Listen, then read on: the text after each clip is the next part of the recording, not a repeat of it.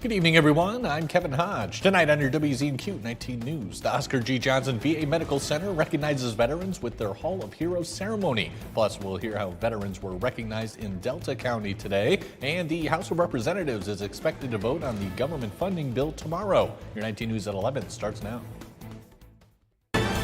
Live from the UP, this is WZMQ 19 News at 11.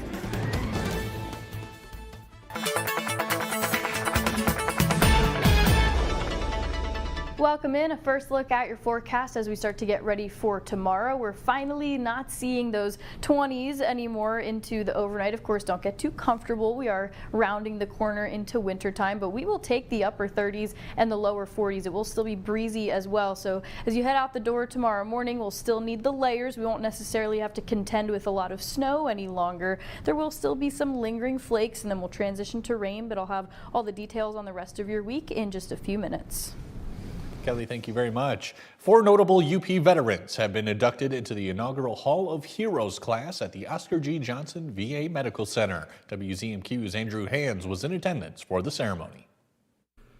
This Veterans Day, the Oscar G. Johnson VA Medical Center is beginning a new special way to honor a few from the long list of veterans hailing from around the Upper Peninsula. This evening at Venue 906 in Kingsford, 4 veterans earned their spots in the first class of its Hall of Heroes. Private First Class Evo Peter Santoni, Master Sergeant Joseph Bunny Jr., Sergeant Michael Dugas, and Corporal Tracy Tippett were all recognized. While Dugas and Tippett were present to receive their honors, a son of Santoni and 2 sisters of Bunny stepped in to accept their recognition. Corporal Tippett says upon receiving such an award, its importance comes from her service done for others. For me to be able to help the veteran community and the different organizations, it's fulfilling. You know, we don't do what we do for awards or for the recognition and that people see what you do and feel you need to be honored. But, you know, it just happens. Dugas says tonight's honor serves not just for himself, but for those who may not ever receive this kind of attention. It's an honor for me to be inducted in the first class. I'd like to honor all the veterans, past, present, and future.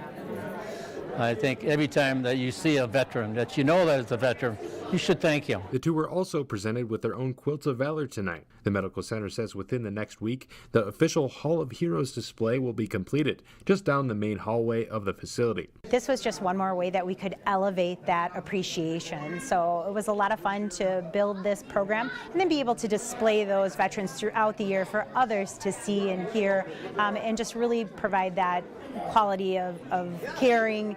Nominations for the 2026 Hall of Heroes class will open in January. In Kingsford, Andrew Hands, WZMQ 19 News. In Escanaba, the Delta County Veterans Council honored those who served with a special luncheon. WZMQ's Lily Simmons had some of the highlights from that event. Veterans Day pays tribute to all American veterans, living and dead, but especially gives thanks to the living veterans who have served their country honorably during war and peacetime. Veterans from across Delta County gathered at the Chamber of Commerce for the Veterans Council's annual ceremony, held each November 11th to commemorate their service. God, we thank you for the extraordinary men and women who have served this nation. We pray that you bless them in peace, courage, and strength. It was a time to reflect on the sacrifices made by military members and their families. The long separations from family, the strain on relationships, especially marriages, the fear of not coming home. Those separations are very real, and they're not just made by service members. And the POWs and MIAs who are no longer here to take their seat at the table. The sweetness of enduring peace has always been tainted by the bitterness of personal sacrifice. Never forget that while we enjoy our daily pleasure, there are others who have endured and may still be enduring the agonies of pain, deprivation, and internment. It was also an opportunity to inform veterans of services available to them locally through organizations like the Escanaba Vet Center. Maybe you're still trying to navigate benefits or figure out how to access health care. Here in the UP, we have a strong network of veteran organizations and community members who are committed to helping veterans connect to the benefits they've earned. Special tributes included a drum circle by students in the Escanaba School's Indian Education Program, and a poem written by a local veteran for his fellow service members. God bless the men and women who serve to keep our country free. Keep doing what you're doing, because freedom is not free. The event concluded with a 21-gun salute and the playing of taps, a reminder of that high price of America's freedom. Reporting in Escanaba, Lily Simmons, WZMQ 19 News. As the nation honors its veterans this week, a group of Upper Peninsula service members gathered to share their stories and concerns about the challenges facing those who've served. Our Michigan Capitol correspondent Sophia Murphy has more from the group on how they believe the nation can better support those who've served it. Ahead of Veterans Day, retired service members from around the UP joined congressional candidate Callie Barr for a discussion focused on unity, diversity, and care for veterans. It's really important to be reminded that our veterans come from every corner of this country. And in the best case scenario, they reflect all of us. The conversation centered on how shared service transcends differences from race and religion to politics. The diversity was celebrated, and it's something that makes and made the unit strong. Between SNAP pauses and government shutdown impacts, this Veterans Day, some of the men and women who served our country are losing out on benefits. Roughly 40,000 veterans in Michigan currently rely on SNAP benefits, and VA hospitals have begun to run out of funding, a reality veterans say demands immediate action. They're suspending all but urgent care, and they're also suspending all of their mental health care right now. Former Navy Commander Paul Cradwell says the effects of those interruptions cause backslides in physical and mental health treatments that reach beyond veterans themselves, impacting family and work life for thousands. There are veterans out there who do need that kind of the mental health care, and right now the VA is basically saying that we can't support you right now until we get the appropriations through Congress. The veterans agreed that supporting those who served means ensuring access to food, health care, and mental health services, not just on Veterans Day, but all year long. From Michigan's capital, Sophia Murphy, WZMQ 19 News. The House Rules Committee kicked off what's expected to be a lengthy meeting tonight ahead of Wednesday's floor vote on the funding package to reopen the government. Wednesday will mark the first day the House is back in session in nearly 2 months. All of this comes as SNAP benefits for millions of Americans remain in flux. Erica Brown has more tonight. At a Veterans Day event Tuesday, President Trump congratulated Republican leaders in Congress after the Senate finally passed a funding bill to end the government shutdown. We're opening up our country. Should have never been closed. 8 members of the Democratic caucus split with the party, voting with Republicans to support the package that will fund the government through the end of January, extend funding for SNAP benefits for a full year, and reverse shutdown-related layoffs of federal workers. But the deal does not include an extension of Affordable Care Act tax credits, the issue at the heart of the deadlock, sparking backlash from some Democrats. The Republican-controlled House of Representatives will reconvene Wednesday for the first time since the shutdown began and is expected to vote on the amended bill that could reopen the government as soon as Wednesday night. House Democrats have slammed the measure, saying they'll continue their fight for affordable health care. And Democrats will continue to press the case to say to our Republican colleagues, you have another opportunity to extend the Affordable Care Act tax credits. As the spending package moves through Congress, staffing issues, delays, and cancellations continue at airports nationwide. On Tuesday, more than 1,000 flights were canceled. I will never travel again. If I travel again, I will drive, because I don't trust any airports. SNAP benefits also remain in flux until the government reopens. Tuesday, the Supreme Court extended a temporary pause on a lower court's order that required the Trump administration to fully fund the food assistance benefits in November. Kelly has your first warning weather forecast when we come back, and an Iraq veteran is pushing for the Medal of Honor for a fellow soldier. We'll have the details after this.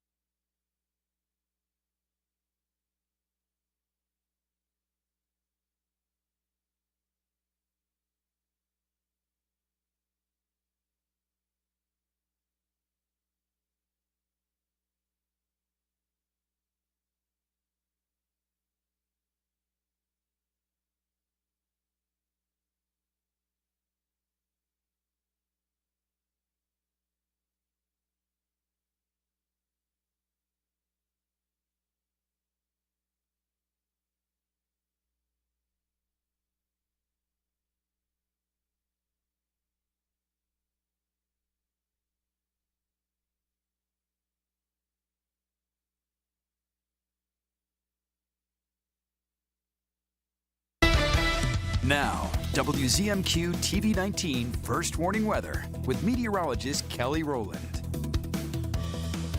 Welcome back. We are moving past all of the snow. We're looking towards maybe some more dry conditions and maybe transitioning to rain too. But as for today, we did hit freezing for that high temperature. The average is 39. So yesterday it was 40 for that average. Now we're into the 30s. The upper 30s and the mid 20s is the new normal for the high and the low temperature. No snow though for today, so we did stay dry. Now that doesn't take into account any of the rain we might have gotten for today, but still it wasn't too bad for today. We still could see some more precipitation as you head out the door tomorrow morning. It's not going to be as widespread though. It'll be mainly contained to the Marquette-Munising area, so watch out for that into tomorrow morning. But then for Thursday, there is decent clearing on the way, not only for all that precip and all that mess, but also the cloud cover. We should get plenty of sunshine for Thursday, but that's also going to melt a lot of that snow. And then when we get those colder temperatures in the overnight, it could refreeze, so we could still be dealing with ice too for the rest of the week, even if we don't get any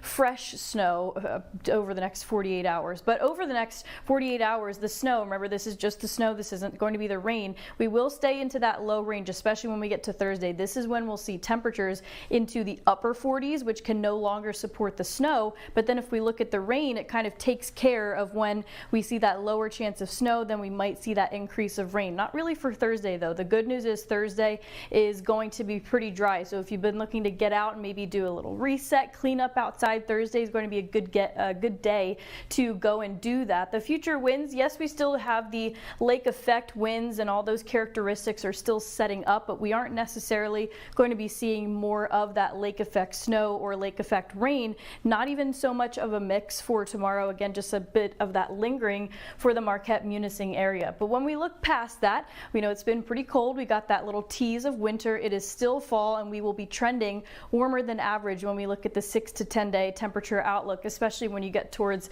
the northwestern part of the Upper Peninsula. So that's always good news, but there's also improvement on the way for tonight too. We're not seeing freezing, we're not seeing 20s. We will still see those temperatures into the upper 30s. There will be some lingering rain showers and it'll be breezy into the overnight. And if you're headed out very early tomorrow morning, you still need the layers. It's still going to be chilly. It just won't be freezing cold. And tomorrow we will warm up, but not with too much sunshine. It'll keep us into the lower 40s for the most part across the Upper Peninsula, especially southern portions though. We will get some sunshine, so we could see pushing upper 40s into the Menominee area. So with that being said, this is a nice little reset, a nice little break from all that snow that we got. It was a lot of snow, especially for places in those snow belts for the event, but we're looking forward and we are going to be seeing some mostly dry conditions. So this is a warmer temperatures, recovering temperatures, especially for Saturday around 50 degrees, but then there is another drop. It'll be chilly and overcast for the second half of the weekend. That'll carry into this upcoming week, temperatures into the upper 30s.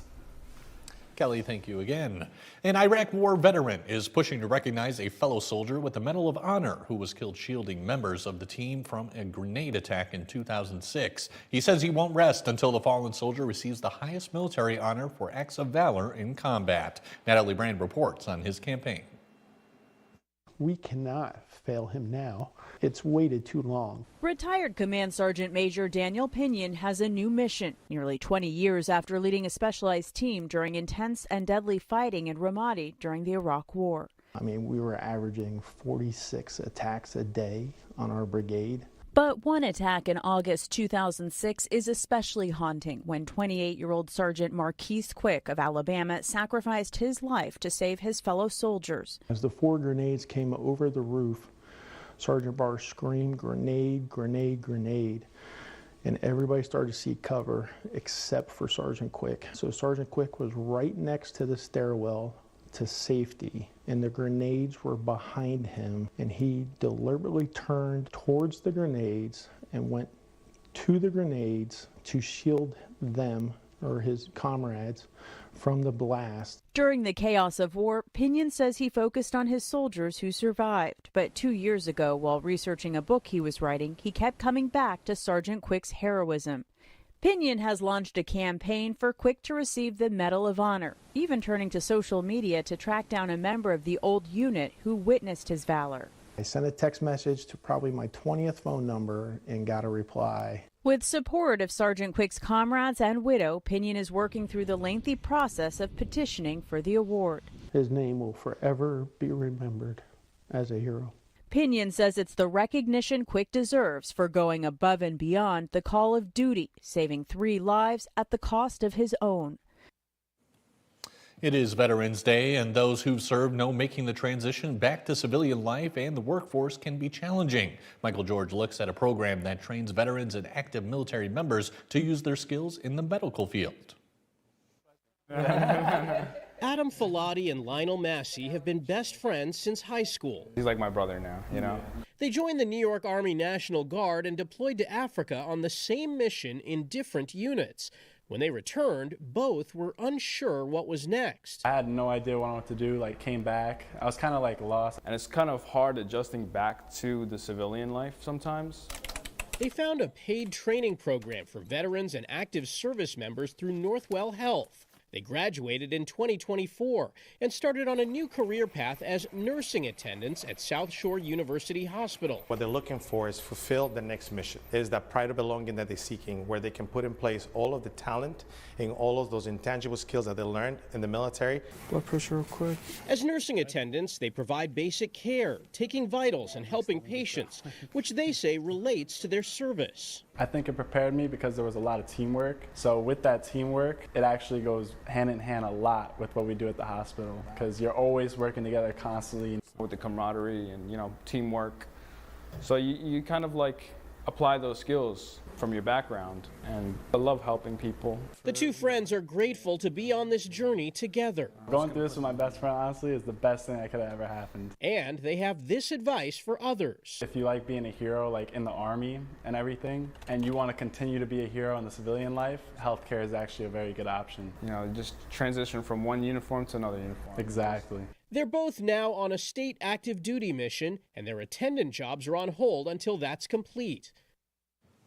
Mike Ludlum has your look at sports when we come back. He has some more high school volleyball highlights as the season starts to come to an end. We're back in 2 minutes.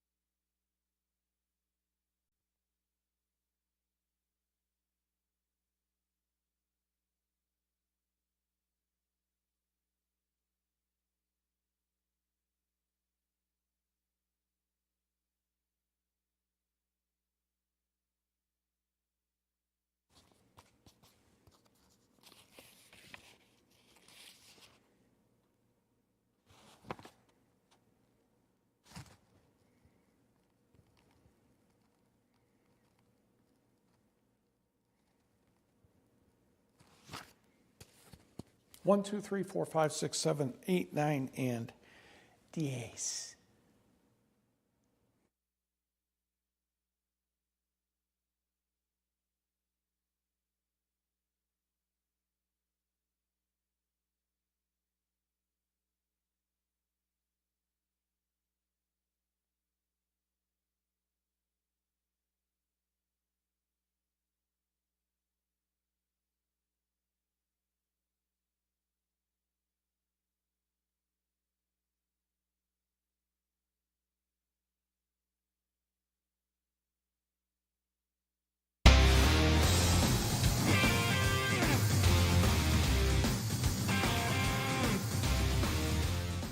Good evening, everyone. A pair of volleyball teams that wear green and white met in a Division III regional semifinal tonight in Gwynn. The Manistee Emeralds faced the Jeffers Jets. Jeffers is in the near court. That means Manistee is in the far court for the Jets. Kylie Andrews, Elizabeth Hallinan, and that's Mia Nordstrom with the kill. She led everybody with 16. A little bit later, it will be Andrews for the kill off the block, and Jeffers jumped out to a 17-8 lead in the first set. And the Jets' engines were just warming up. Next for the Copper Country School, it is Mia Nordstrom to Elizabeth Hallinan over to Montana Heinonen. And the back row kill works nicely. The Jets won the first set 25-13 to the second. Emerald's turn now. Kendall Floden, Ashlyn Jones, Kira Carlson for the point off the block. Manistee scored another and had a 19-16 advantage. But Jeffers came storming back. Kaylin McDougall gets a good swing, but the push by Kylie Kangas is going to be nice and work out for the point. Jets now in front 21-20, went on to get the next 4 points, won the set 25-20 to the third. Jeffers runs a play for Kylie Andrews from the back row, but the Emeralds' Kaylin McDougall gently roofs the ball for a point, but Manistee trailed 19-15. Jeffers just simply wouldn't let the Emeralds get on a long run. Mindy Hillstrom sets Elizabeth Hallinan for the kill, 21-16 Jets. Manistee will get a point off the block from junior outside hitter Aaliyah Sears, but the Jets had more firepower in this contest, winning it 3-0. And Mia Nordstrom thanks her teammates for all the help. Thanks so much. They sent me so well, and yeah, I feel like we have a good connection, so it's nice. We ran some different plays today too, so that helped. Mia's an amazing offensive player. She's smart with the ball. She knows where to place it. She knows if the set's coming one way. She's a smart player and knows where to put it. Kylie Andrews on defense tonight was our saving player there. She made 3 amazing saves that kept the ball in play. Jeffers will face Traverse City St. Francis Thursday in a Division III regional final at 6 o'clock Eastern Time.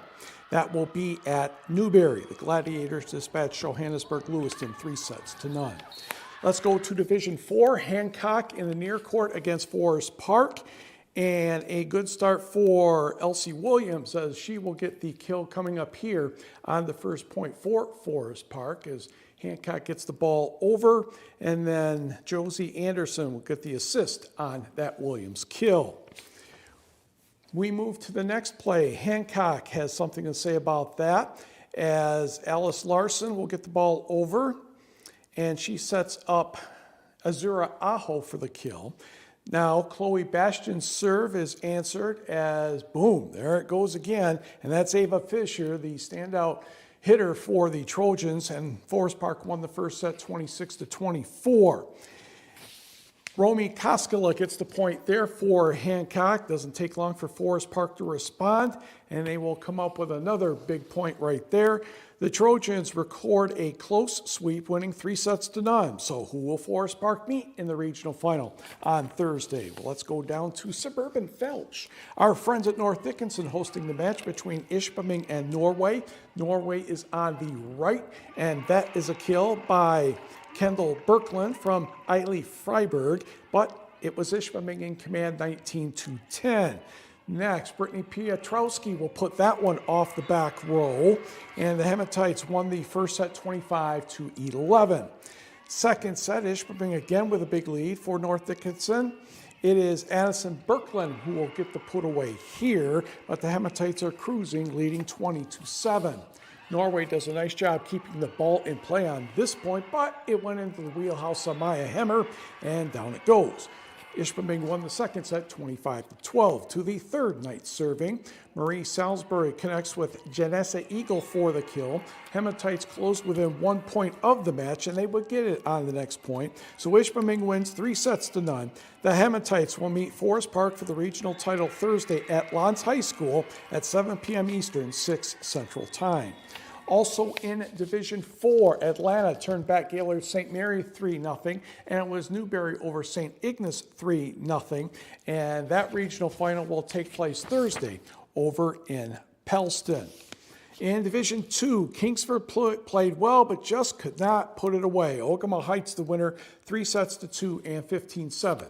in the final set. The Upper Peninsula has 2 GLIAC volleyball players of the week. Michigan Tech's Madeline Kreider of Kingsford had a season-best 69 assists in Friday's 3-2 win over Davenport. She also had 13 digs, 43 assists Saturday against Ferris State, so she's the setter of the week. For Northern Michigan, junior libero Liesl Hagen, the defensive player of the week, her second 38-dig performance of the season to tie the program history record, second I should say. And she also recorded 24 digs in the 5-set victory on Friday. Northern hosts Lake Superior State Friday, while Tech entertains Saginaw Valley State on Friday. And over in hockey, Michigan Tech with Owen Bartoskevich and Steven Sardarian, CCHA Players of the Week. Bartoskevich, the goaltender, stopped 49 of 52 shots, 26 saves Friday, as Tech defeated NMU 4-1 and 4-2. He has a .918 save percentage. Sardarian, the forward of the week, scored the first and fourth goal for the Huskies on Friday in Houghton, also assisted on Reed and Dreesen's second period goal, and he also had a marker in Saturday's contest. Tech is 7-3 overall and 4-0 in the CCHA. They host Bemidji State this weekend. NMU is idle. Lake Superior State hosts Minnesota State. GLIAC women's soccer quarterfinal today. Northern Michigan upends Ferris State 2-0. Hannah Costomo and Kenna Alexander with the goals. Jillian Thompson made 4 saves. NMU faces Grand Valley State Friday at 1 o'clock in Allendale. In one semifinal, Saginaw Valley State and Parkside meet in the second semifinal at 4 p.m. Championship game is on Sunday, and we will be right back.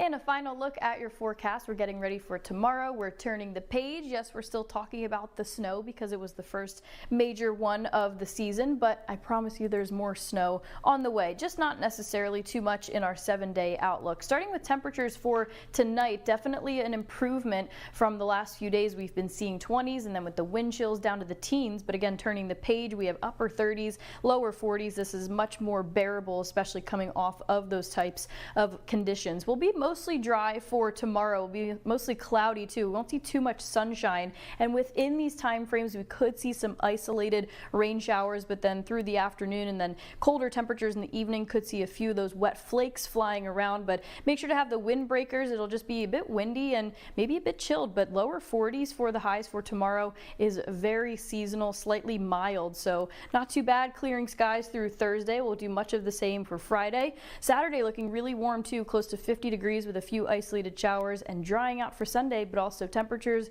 going back down to the 30s. Kelly, thank you again. And finally tonight, they say cats have 9 lives, but depending on where one feline named Bootsy's been in the past year and what she's been up to, we figure she's down to 8 lives at most. Jackie and Stuart Pacio lost everything in September of last year when floodwaters from Hurricane Helene filled their home outside Asheville, North Carolina. Everything, including their 7-year-old cat Bootsy, or so they thought, then suddenly disappeared. Then suddenly, after a year, they heard a sound.